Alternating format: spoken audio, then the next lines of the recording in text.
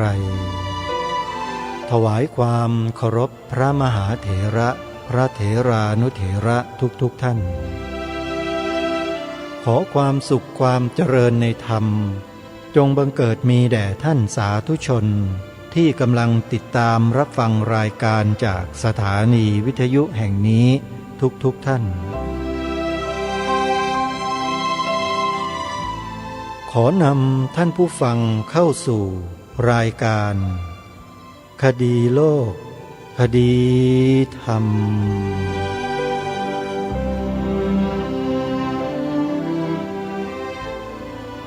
พบกันวันนี้วันแรม5 ค่ำเดือน11วันนี้ตรงกับวันเสาร์ที่15 ตุลาคมพระพุทธศักราช2565รายการคดีโลกคดีธรรมมาพบกับท่านผู้ฟังเป็นปกติทุกวันจันทร์ถึงวันศุกร์และวันเสาร์อาทิตย์ทางสถานีวิทยุแห่งนี้ท่านผู้ฟังสามารถดาวน์โหลดแอปพลิเคชันวิทยุพุทธศาสนาทั่วไทยเพื่อติดตามรับฟังรายการนี้ได้ทุกวันและท่านยังสามารถฟังรายการธรรมะจากสถานีวิทยุพระพุทธศาสนาแห่งชาติประจำจังหวัดต่างๆได้อีก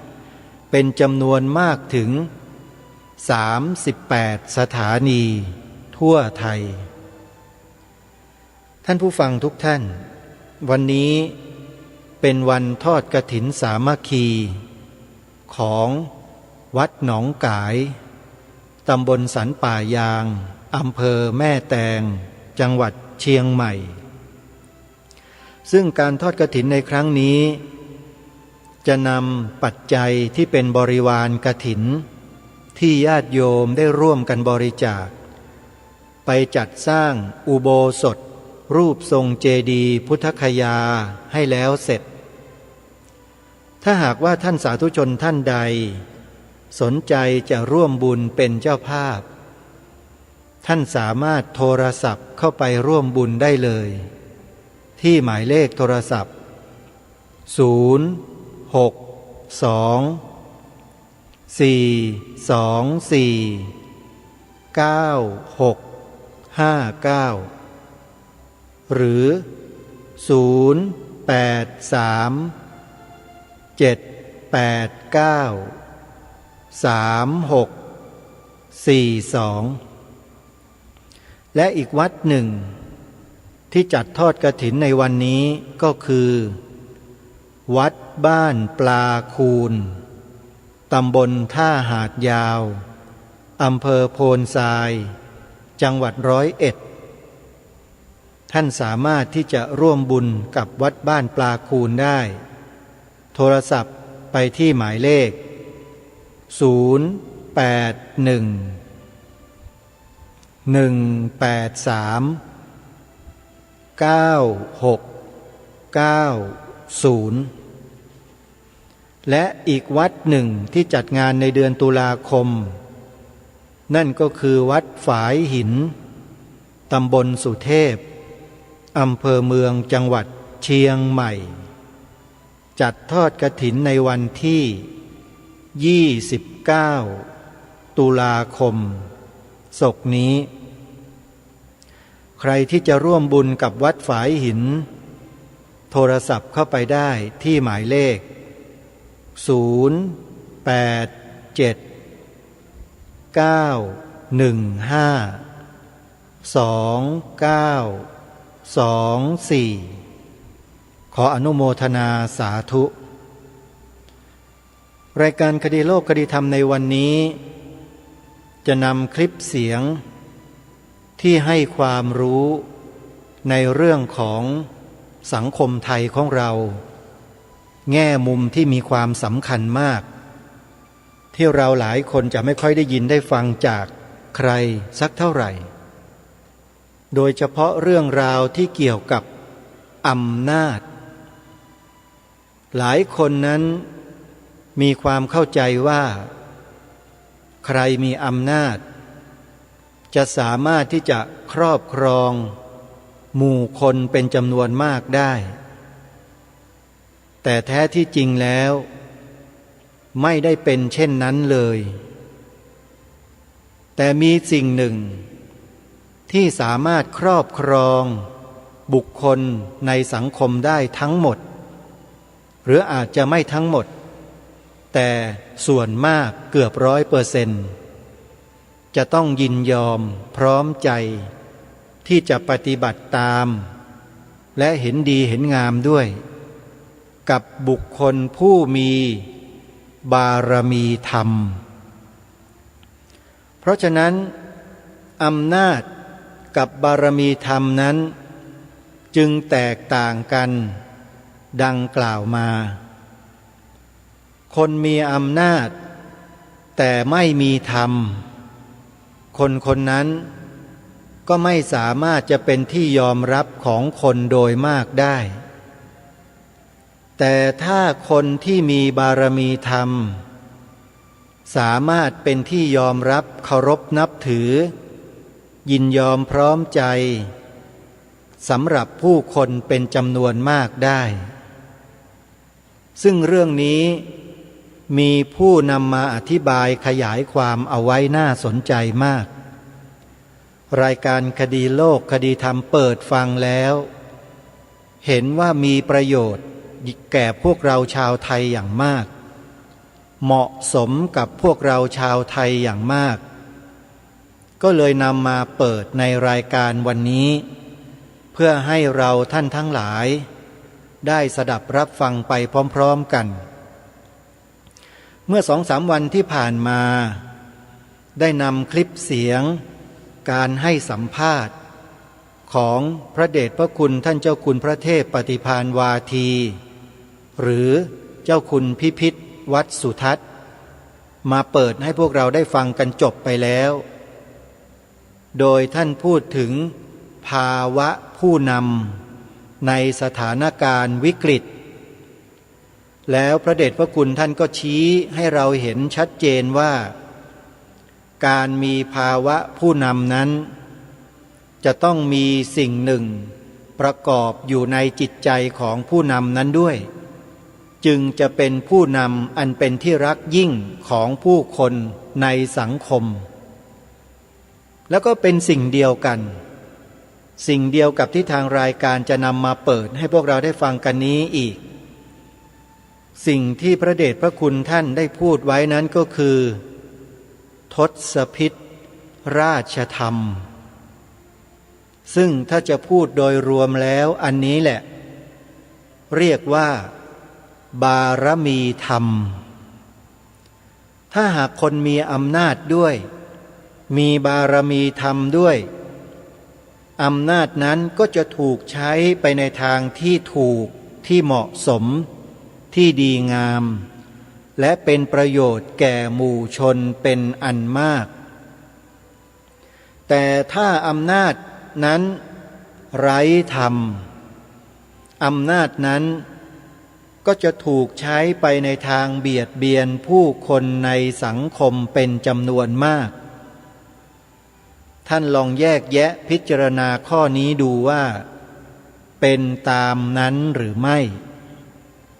แล้วเดี๋ยวเราลองมาฟังท่านผู้นี้ท่านมีนามว่าภูวดลแดนไทยได้อธิบายความเปรียบเทียบระหว่างอำนาจกับบารมีธรรมว่ามีข้อแตกต่างหรือเหมือนกันอย่างไร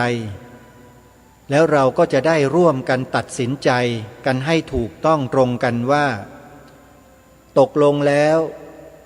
อำนาจกับบารมีธรรมนั้นสิ่งใดที่เราควรยกย่อง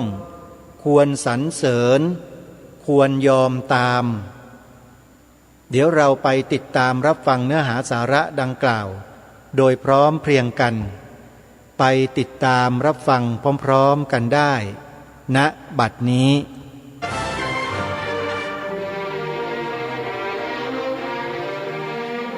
ท่านผู้ชมครับ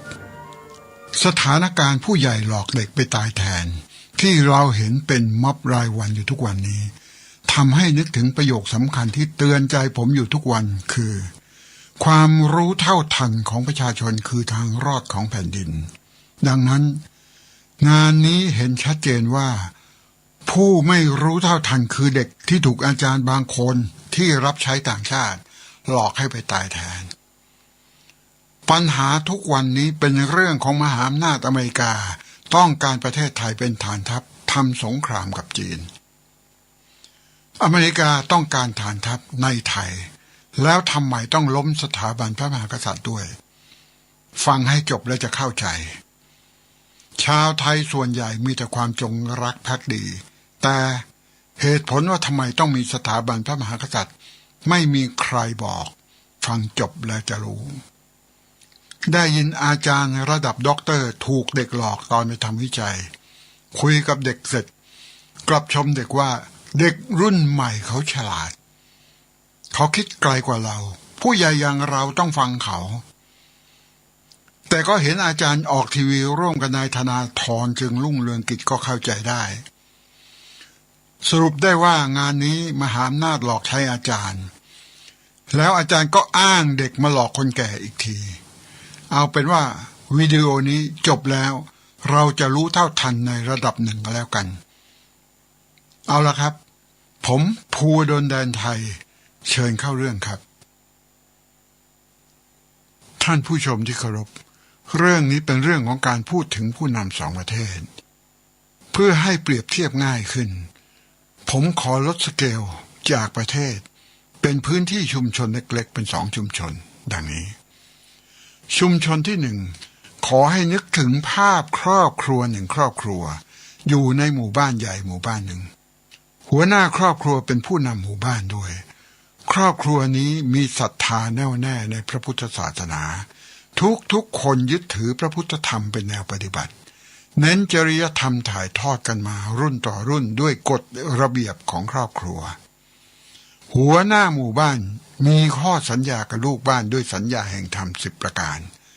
ทำให้ลูกบ้านต่างอยู่ร่วมกันด้วยความสงบสุขด้วยความรักให้เกียรติซึ่งกันและกันชุมชนที่2เป็นภาพของหมู่บ้านใหญ่หมู่บ้านหนึ่งที่มีคนแปลกหน้าจากต่างทิศต่างสันดานเดินทางเข้ามาอาศัยอยู่ร่วมกันคนที่คิดว่าฉันมีดีฉันมีความสามารถเพียงพอก็อาสาสมัครแข่งขันเป็นผู้บริหารหมู่บ้านผู้ได้รับเลือกเป็นผู้บริหารหมู่บ้านได้พยายามสร้างความน่าเชื่อถือให้กับคนในหมู่บ้านโดยหาผลประโยชน์ให้หมู่บ้านตนเองแต่ทำตัวเป็นนักเลงอันธพาลใช้อิทธิพลเอาเปรียบกดขี่คุกคามระรานเพื่อนต่างหมู่บ้านต่างชาติพันธุ์ไม่ว่าคนตระกูลนั้นจะเป็นเจ้าของถิ่นเดิมที่อยู่มาก่อนนับร้อยนับพันปีฉันก็ต้องใช้อำนาจแก่งแย่งที่อยู่คมคูขับไล่ไปอยู่ในถิ่นกันดารเพื่อตนเองจะได้อยู่ในพื้นที่ที่อุดมสมบูรณ์ก็ไปแย่งเขามานั่นแหละครับหลอกเพื่อนต่างหมู่บ้านให้ยอมรับระบบซื้อขายแลกเปลี่ยนผลผลิตต่อกันภายใต้เงื่อนไขที่ตนเองร่างขึ้นที่เราเรียกกันในปัจจุบันว่าฟรีเทรดหรือการค้าเสรีนั่นแหละครับโดยคิดภาษีนำเข้าขั้นต่ำแต่จะยกเลิกเมื่อต้องการบีบให้ซิโรราบแม้แต่ลิงเก็บมะพร้าวยังเอามาเป็นประเด็นยกเลิกนำเข้ากะทิสำเร็จรูปใช้ความเหนือกว่าได้เปรียบกว่าด้านอิทธิพลและเงินทุนโดยพิมพ์ธนบัตรใช้เองทำลายผู้ด้อยกว่าดังปลาใหญ่กินปลาเล็กความโหดเหี้ยมสันดานเห็นแก่ตัวยามเพื่อนบ้านลำบากด้วยปัญหาเศรษฐกิจนอกจากไม่ช่วยแล้วยังเล่นสงครามตัวแทนผลักเพื่อนบ้านเข้ากรงให้ IMF ตะปบ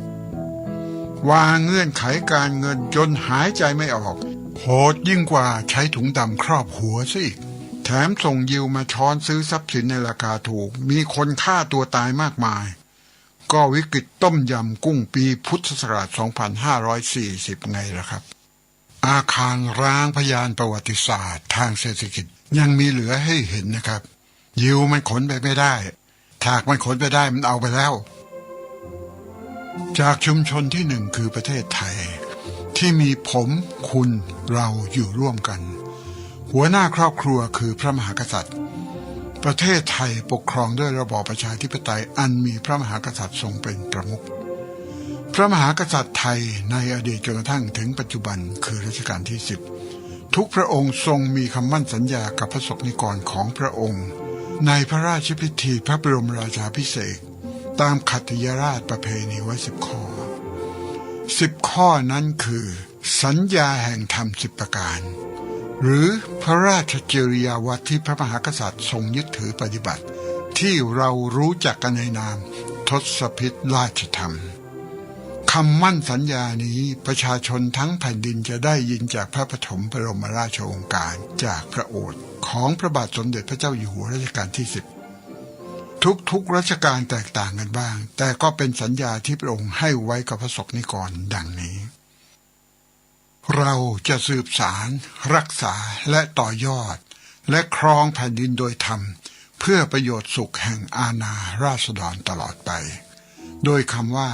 ครองแผ่นดินโดยธรรมหมายถึงครองแผ่นดินโดยทศพิธราชธรรมนั่นเองทศพิธราชธรรมทั้ง10 ข้อมีดังนี้ 1. ทานหมายถึงการให้การแบ่งปันการเอื้อเฟื้อทั้งทางกายและใจ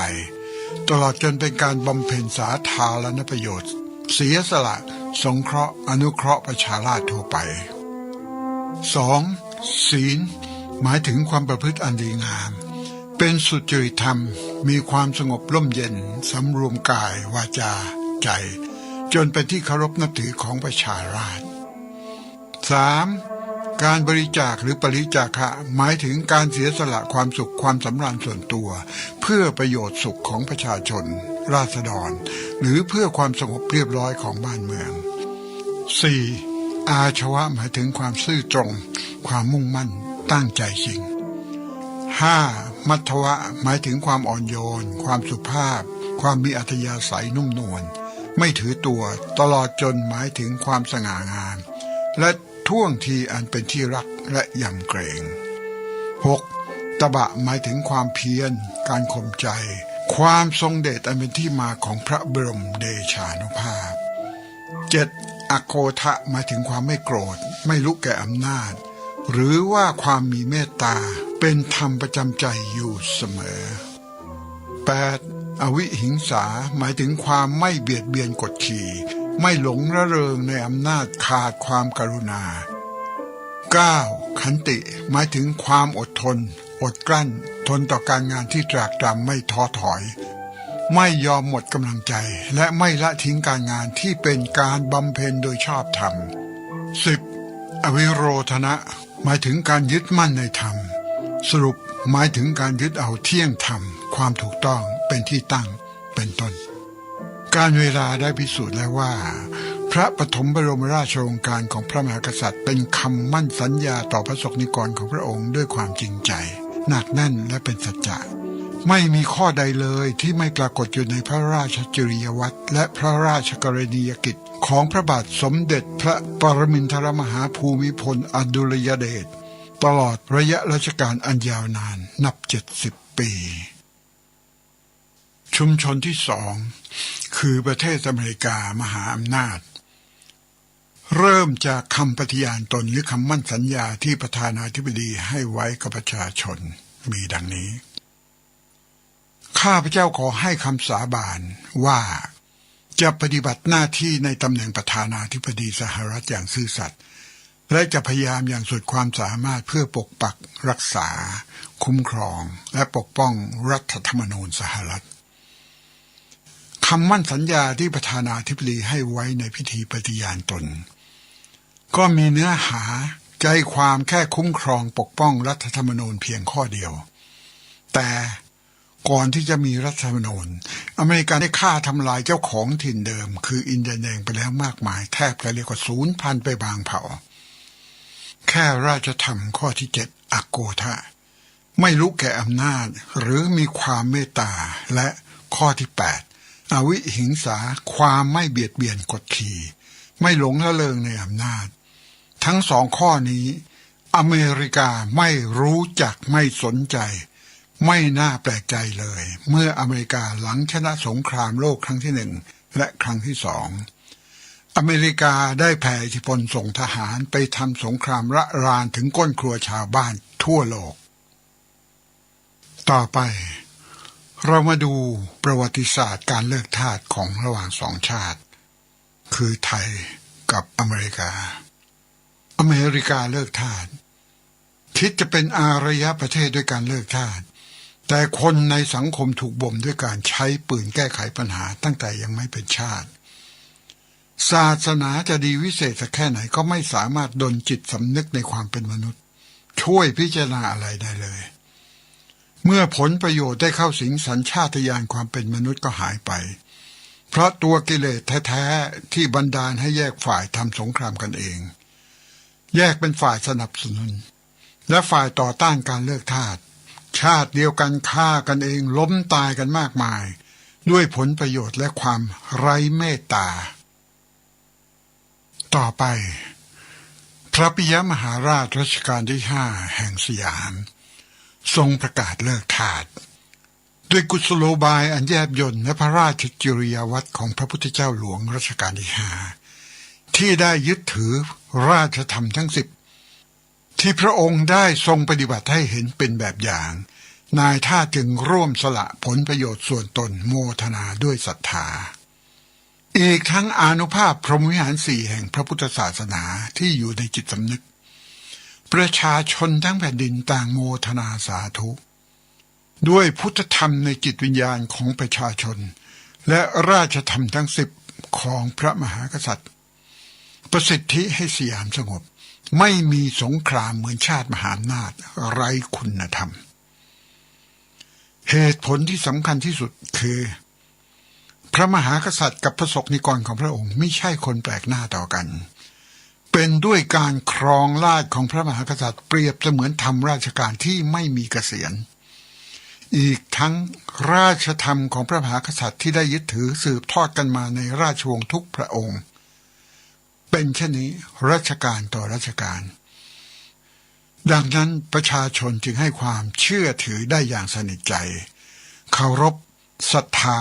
และไว้วางใจเหมือนลูกที่รักและเคารพพ่อความรู้สึกนี้จะไม่มีทางเกิดจากประชาชนบนแผ่นดินระบอบประธานาธิบดีเลยข้าคือผู้บัญญัตินิติแห่งโลกอเมริกาทำตัวเป็นตำรวจโลกส่งคนไปหาข่าวส่ง NGO ไปแทรกแซงควบคุมการบริหารรัฐบาลแทบทุกประเทศทั่วโลกพันธมิตรของอเมริกาต้องซื่อสัตย์กับอเมริกาเท่านั้นประเทศที่ไม่ก้มหัวให้ไปมีความสัมพันธ์กับประเทศฝ่ายตรงกันข้ามกับอเมริกาเช่นตุรกีเป็นพันธมิตรกับอเมริกาเกิดความผิดพลาดตุรกียิงเครื่องบินรบรัสเซียตกตุรกียอมรับความผิดพลาดยอมชดใช้บินไปขอโทษปูตินถึงรัสเซีย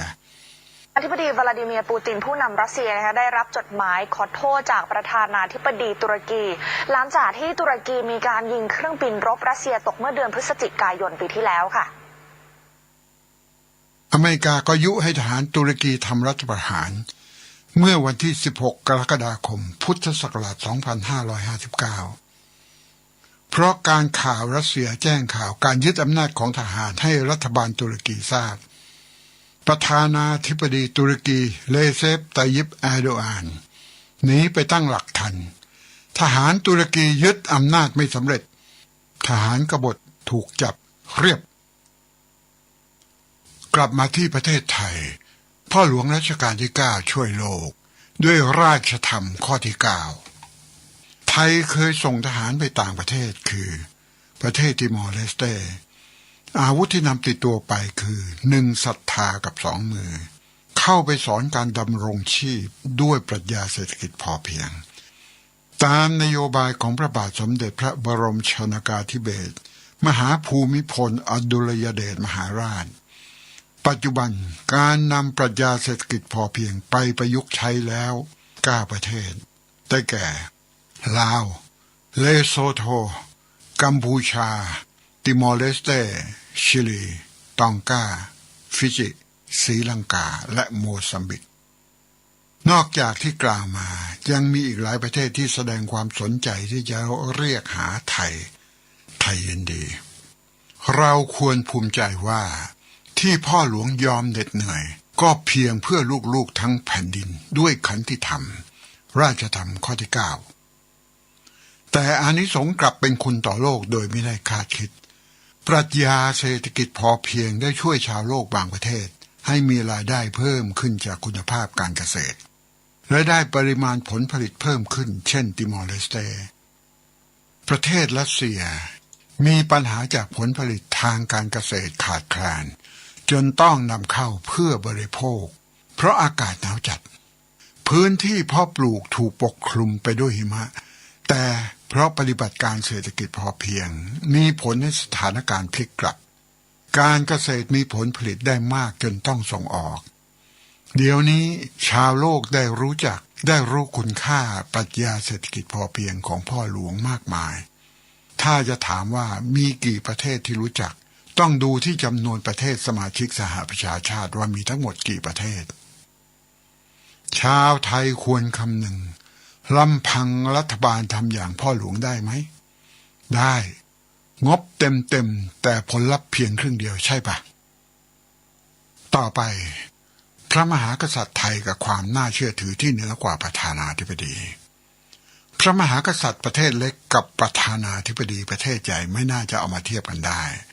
แต่การแก้ไขปัญหาวิกฤตจากกองกำลังที่ถืออาวุธโดยไม่ต้องใช้อาวุธต่างหากที่บอกถึงบารมีในวาระมงคลที่ประชาชนรอคอยพระราชพิธีถือน้ำพิพัฒน์สัตยา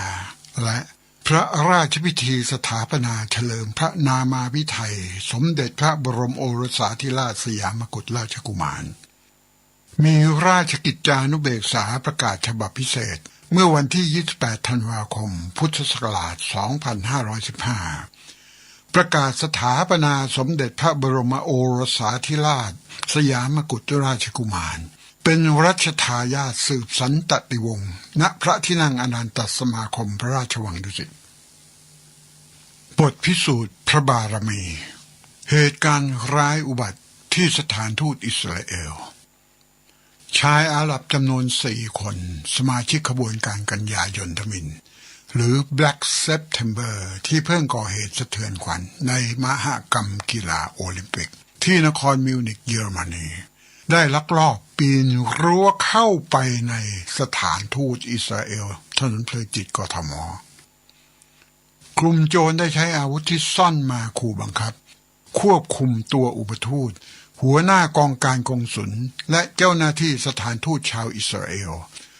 รวมตัวประกันทั้งหมด6 คนไปควบคุมไว้บนชั้น2ของอาคารสถานทูตขณะที่นายรีอาวินอามีเอกอัครราชทูตอิสราเอลประจำประเทศไทยกำลังอยู่ในพระราชพิธีสถาปนามกุฎราชกุมารณพระที่นั่งอนันตสมาคมข้อเรียกร้องจากผู้ก่อการร้ายขบวนการก่อการร้ายกลุ่มนี้ได้ยื่นเงื่อนไขและข้อเรียกร้อง6 ข้อให้ปล่อยเพื่อนร่วมขบวนการที่ถูกคุมขังอยู่ในเรือนจำที่ประเทศอิสราเอลยื่นคำขาดภายในเวลาไม่เกิน 8 นาฬิกาของวันที่29ธันวาคมให้เวลาแค่20 ชั่วโมงเป็นเส้นตายให้รัฐบาลอิสราเอลทำตามข้อเรียกร้องจอมพลถนอมกิติขจรนายกรัฐมนตรีได้ตัดสินใจมอบหมายให้พลตรีชาติชายพร้อมกับพลอากาศเอกทวีจุลทรัพย์เสนาธิการทหารและรัฐมนตรีว่าการกระทรวงเกษตรและสหกรณ์เป็นตัวแทนเข้าเจรจาคณะเจรจาได้แจ้งให้หัวหน้าและสมาชิกกลุ่ม Black September ถึงวันสำคัญของประเทศไทยได้บอกกับพวกเขาไปว่าวันนี้เป็นวันมงคลที่พระบาทสมเด็จพระเจ้าอยู่หัวทรงสถาปนาเจ้าฟ้าชายขึ้นเป็นมกุฎราชกุมารและขอร้องให้เห็นแก่วันสำคัญของคนไทยหัวหน้าฝ่ายปฏิบัติการตอบกลับมาว่าไม่ทราบมาก่อนเลยว่าวันนี้เป็นวันสำคัญของชาวไทยเขามีความเสียใจมากผู้ก่อการร้ายกลับใจหลังจากนั้นเที่ยงคืนก่อนเข้าสู่เช้าวันที่29ธันวาคมหัวหน้าขบวนการชาวปาเลสไตน์ได้แจ้งกับคณะเจรจาของรัฐบาลไทยว่าได้ตัดสินใจที่จะยุติปฏิบัติการครั้งนี้โดยขอให้จัดเครื่องบินพาเขาส่งออกนอกประเทศด้วยก่อนเช้าและขอให้พลอากาศเอกทวีและพลตรีชาติชายร่วมไปส่งด้วยเหตุการณ์ทั้งหมดจบลงด้วยดี เมื่อเวลา 6 นาฬิกาตอนเช้าวันที่ 19 ธันวาคมปีพุทธศักราช 2515 สมาชิกทั้ง 4 ของขบวนการกันยายนมินได้ขึ้นรถบัสที่จัดไว้เพื่อไปขึ้นเครื่องบินสายการบินไทยบินไปยังกรุงไคโรประเทศอียิปต์พร้อมกับคณะเจรจาของรัฐบาลไทยที่เป็นตัวประกันความปลอดภัยร่วมเดินทางไปด้วยขอบพระคุณหนังสือพิมพ์ไทยรัฐฉบับพิมพ์วันที่ 4 พฤษภาคมพุทธศักราชที่ 2562 ขอบพระคุณมากครับ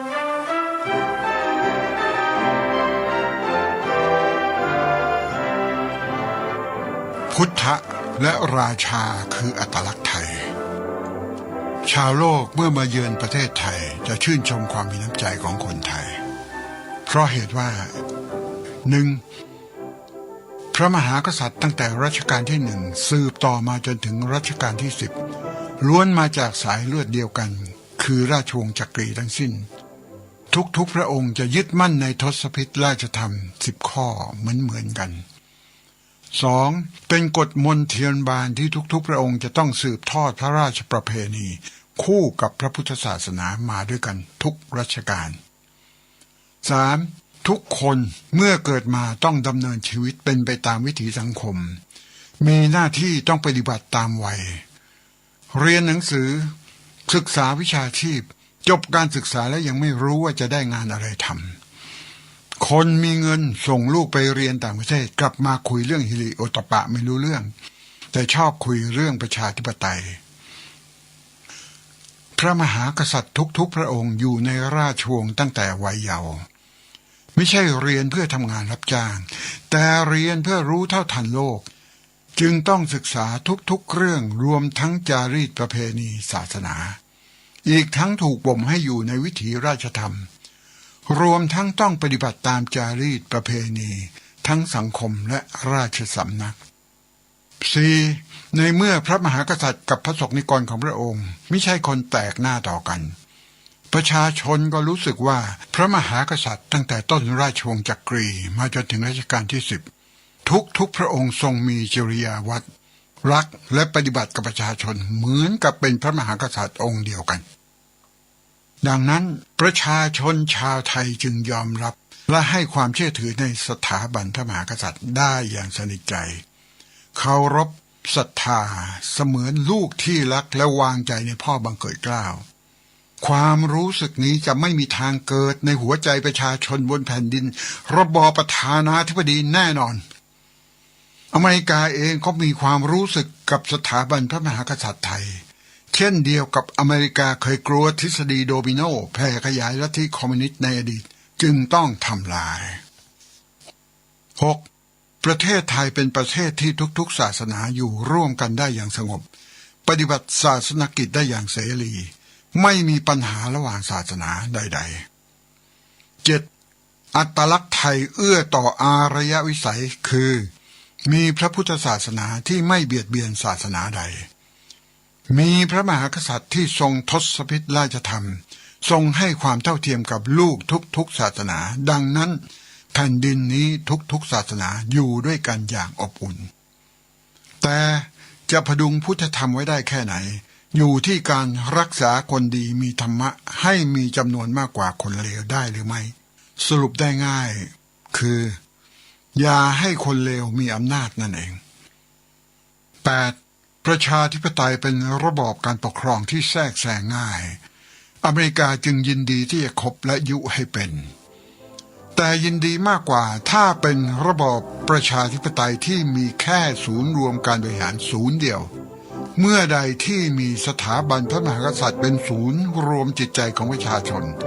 ซาตานจะต้องทำลายเพื่อการง่ายต่อการแทรกแซงและควบคุมฝากให้คิดก่อนปิดท้ายความน่าเชื่อถือของพระมหากษัตริย์ไทยเป็นที่ยอมรับในหมู่ผู้นำยุโรปถ้าสงสัยอ่านพระราชนิพนธ์ไกลบ้านของพระพุทธเจ้าหลวงนะต่อไประบอบพระมหากษัตริย์ไทยดำเนินผ่านเวลามายาวนานผู้ก่อการร้ายสิ้นสงสัยด้วยเวลาที่ได้พิสูจน์แล้วอย่าลืมว่าตะวันออกกลางก็มีกษัตริย์ นี่คือความจริงนะเพราะพระพุทธศาสนาไม่ใช่หรือที่เปลี่ยนนิสัยพระเจ้าอโศกมหาราชกษัตริย์ที่โหดร้ายกลายเป็นธรรมอโศกหรืออโศกผู้ทรงธรรมจงสำนึกไว้เสมอเมื่อแผ่นดินไทยสูญสิ้นทั้งสถาบันพระพุทธศาสนาและสถาบันพระมหากษัตริย์ความเป็นไทยที่ชาวโลกเคยชื่นชมจะเปลี่ยนไปด้วยทุกอย่างจะไม่เหมือนเดิม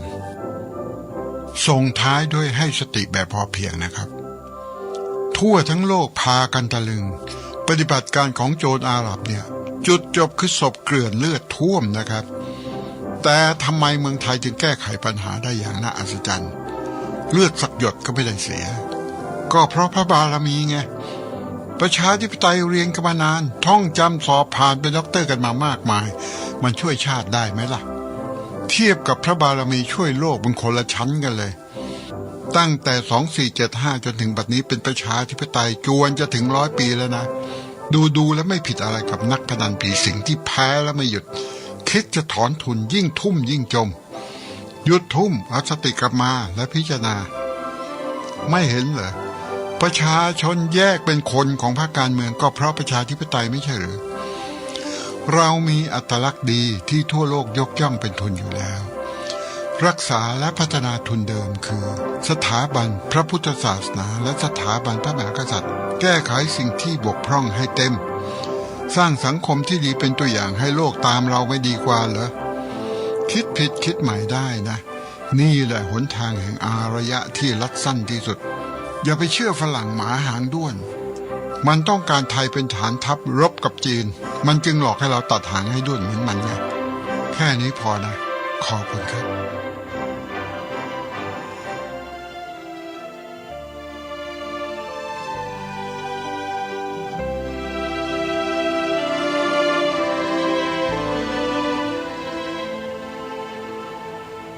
ท่านสาธุชนผู้ฟังทุกท่านที่จบไปนั้นเป็นบทความที่บรรยายโดยคุณภูวดลแดนไทยเป็นคนไทยแท้ๆเลือดไทยสัญชาติไทยแล้วก็มีความรักหวงแหนความเป็นไทยจึงได้แสดงให้เราเห็นอย่างชัดเจนว่าประเทศไทยเรานั้นกำลังเจอกับสถานการณ์อะไร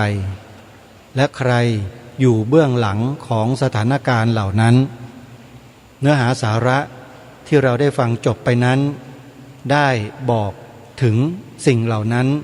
กับพวกเราอย่างชัดเจนมากถ้าหากท่านใดต้องการจะไปติดตามรับฟังคลิปนี้ย้อนหลังสามารถที่จะพิมพ์เข้าไปใน Google คำว่า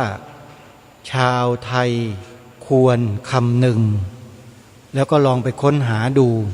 เราก็จะเจอคลิปเหล่านี้ที่คุณภูวดลแดนไทยได้ทำการอธิบายให้ความรู้นำข้อมูลต่างๆมาขยายให้พวกเราได้รับทราบคุณภูวดลแดนไทยนั้นถือว่าเป็นนักต่อสู้อีกท่านหนึ่งที่สู้เพื่อความเป็นไทยของเราจะเห็นเจตนาที่ปรากฏออกมาเป็นวาจาในการอธิบายให้ความรู้ในครั้งนี้อย่างเด่นชัดมากโดยทิ้งท้ายไว้เสมอว่าที่ประเทศไทยของเรานั้นเป็นที่น่าเกรงขามเป็นที่น่าหวั่นวิตกของประเทศมหาอำนาจยักษ์ใหญ่ในโลกตะวันตกก็คือพระพุทธศาสนากับสถาบันพระมหากษัตริย์นั่นเองจึงขอให้พวกเราชาวไทยทุกท่านทุกคนได้จงสำนึกในข้อนี้ร่วมกันให้หนักรายการคดีโลกคดีธรรมได้ย้ำในสิ่งเหล่านี้มาโดยตลอดก็เพราะรู้เห็นและเข้าใจเหมือนอย่างที่คุณภูวดลแดนไทยนั้นรู้เห็นและเข้าใจคือเป็นความเข้าใจเดียวกันแล้วก็ตรงกันทุกอย่างจึงได้ออกมารณรงค์ให้คนไทยเรานั้นยืนอยู่บนหลัก ของชาติบ้านเมืองของเราโดยยึดตามแนวพระราชดำริขององค์บูรพมหากษัตริยาธิราชเจ้าของเราไว้เราจะรักษาความเป็นไทยของเราไว้ได้แต่ถ้าหากคนไทยเราไม่ยึดตามแนวพระราชดำริขององค์บูรพมหากษัตริย์ไทยแล้วไปหยิบฉวยตามแนวความคิดของคนชาติอื่นอย่างที่คุณภูวดลแดนไทยกล่าวมาเมื่อสักครู่นี้ประเทศไทยเราก็จะไม่มีความเป็นไทยเหลืออยู่อีกโดยเฉพาะลัทธิที่ต้องการประธานาธิบดีทั้งหลายแล้วก็พยายามทำลายสถาบันพระมหากษัตริย์เนี่ยนี่คือสิ่งที่เป็นอันตรายอย่างยิ่งต่อความเป็นประเทศไทยของเราอย่าให้มันเกิดขึ้นอย่าให้มีอย่าให้เป็นถ้าเรายังรักความเป็นไทยรักความเป็นเอกราชนครรักเกียรติและรักศักดิ์ศรีของความเป็นไทยของเราจงปฏิเสธสิ่งนั้นแล้วหันมาส่งเสริมสิ่งที่บรรพชนของเราได้สืบสารรักษาต่อยอดกันมาให้มากขึ้นหนักแน่นขึ้นมั่นคงถาวรตลอดไปยิ่งขึ้นนี่คือหนทางเดียวเท่านั้นที่เราจะรักษาความเป็นไทยของเราไว้ได้แต่ถ้าหากว่าเราปฏิเสธเราไม่เห็นด้วยมันก็จะไปเข้าทางกับฝ่ายตรงข้ามที่จะพยายามทำลายพวกเราทำลายประเทศของเราทำลายความเป็นไทยของเราและเมื่อสิ่งเหล่านี้เกิดขึ้นมากๆความเป็นไทยประเทศไทยก็จะไม่มีเหลือบนผืนแผ่นดินนี้แน่เพราะแผ่นดินนี้ที่รักษาความเป็นไทยมาได้เพราะมีสิ่งอยู่สองสิ่งเท่านั้นที่ทำให้ความเป็นไทยของเรายังคงอยู่มาโดยตลอดคุณภูวดลแดนไทยวิเคราะห์ไว้ถูกเพ่งเลยถูกต้องตรงตามสภาวะทุกอย่างสองสิ่งที่ทำให้ความเป็นไทยของเรายังมั่นคงถาวรมาจนถึงเราวันนี้ได้ก็คือ1. พระบวรพุทธศาสนา 2. สถาบันพระมหากษัตริย์ตราบใดที่ประเทศไทยยังคงปกครองในระบอบประชาธิปไตยอันมีพระมหากษัตริย์ทรงเป็นประมุขความเป็นไทยของประเทศของเราก็ยังคงมั่นคงอยู่ถาวรต่อไปแต่ถ้าคราใดที่ประเทศไทยสิ้นหรือหมดสองสถาบันนี้ลงความเป็นไทยก็สูญสิ้นลงในเวลานั้นทันทีระบอบประธานาธิบดีก็จะขึ้นมาแทนที่และทำลายทุกสิ่งหมดดูอย่างประเทศต่างๆทั่วโลกก็แล้วกันตกเป็นเครื่องมือของใครแล้วทำลายใครเป็นอย่างไรหลักฐานมีปรากฏอยู่ทนโทษทั่วทั้งโลกเรายังจะวิ่งไปตกหลุมพรางเหล่านั้นกันอีกหรืออันนี้รายการคดีโลกคดีธรรมขอเตือนพวกเราชาวไทยทุกคนด้วยความหวังดีอย่าออกนอกลู่นอกทางอย่าเป็นคนนอกคอกเดี๋ยวจะทำให้บ้านเมืองเรานั้นย่ำแย่อย่างน้อยๆนะฮะสิ่งที่มันเคยเกิดขึ้นมาแล้วก็คือความแตกแยกของคนไทยของเราเพราะเหตุแห่งการบ้านการเมืองที่ไปลิ้วล้อต่อชาวต่างประเทศมหาอำนาจที่ผ่านมานั่นเองคือไปเห็นเขาเนี่ยดีไปหมดแล้วก็เอาแบบอย่างเข้ามาใช้ ในสังคมประเทศชาติบ้านเมืองของตัวเองโดยที่ตัวเองก็ยังไม่รู้กำพืชตัวเองเลยว่าเป็นใครชาติตระกูลบรรพชนตัวเองมาจากไหนรักษาบ้านรักษาเมืองมาด้วยอะไรใช้สิ่งใดปกครองบ้านปกครองเมืองตัวเองยังไม่รู้เลยถ้ารู้ก็จะไม่ทำสิ่งนี้แน่นอนความแตกแยกของคนไทยก็จะไม่เกิดขึ้นแน่นอนเพราะฉะนั้นอย่ามาหลอกลวงประชาชนคนไทยกันอยู่เลยอย่ามาลวงล่อคนไทยอยู่เลยให้เกิดความแตกแยกนะหยุดสักทีเถอะอย่าไปแบ่งแยกคนไทยเลยไม่ว่าใครทั้งนั้นแหละเพราะฉะนั้นวันนี้หัวข้อที่คุณภูวดลแดนไทยได้หยิบยกขึ้นมาพูดเป็นอะไรที่ชัดเจนคืออำนาจหรือจะเหนือกว่าพระบารมีอันนี้คือความจริง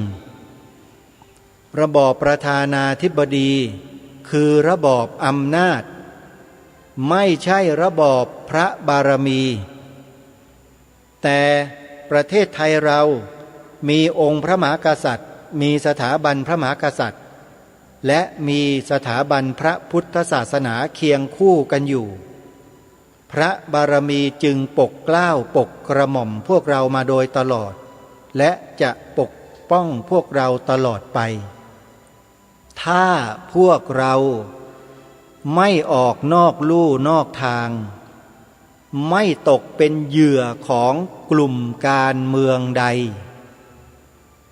อันนี้รายการคดีโลกคดีธรรมพูดสรุปแบบชัดเจนเลยไม่ต้องไปตีความ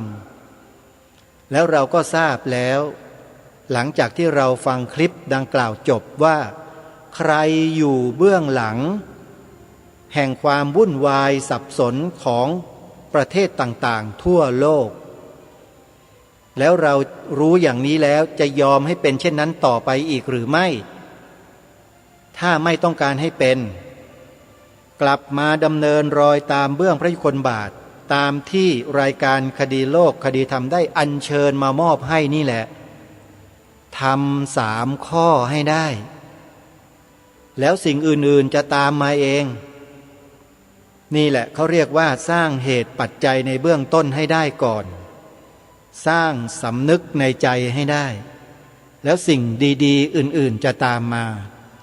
ท่านสาธุชนทั้งหลายวันนี้เวลาของรายการหมดลงแล้วอาตมาภาพต้องขอสมมุติยุติไว้แต่เพียงเท่านี้ก่อนไว้พบกันใหม่ในวันต่อไปขอความสุขความสวัสดีในธรรมแห่งองค์สมเด็จพระบรมศาสดาสัมมาสัมพุทธเจ้าจงปรากฏเกิดมีขึ้นในจิตใจของท่านผู้ฟัง